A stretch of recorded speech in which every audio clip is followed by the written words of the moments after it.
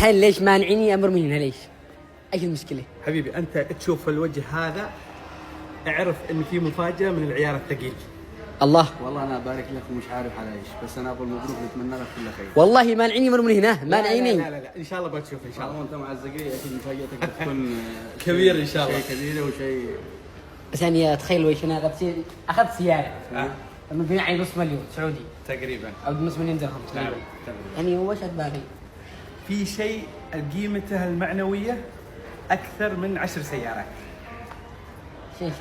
شيء الله يما شيء وين امي عشان تشوفني بس؟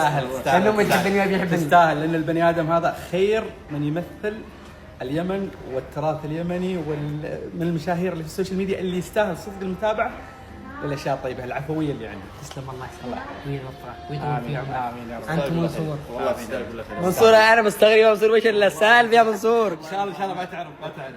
انا المتابعين حقك يتوقعوا ايش الموضوع. توقعوا اتوقعوا يعني بعد 10 دقائق ولا كم؟ يعني ها ما نشوف.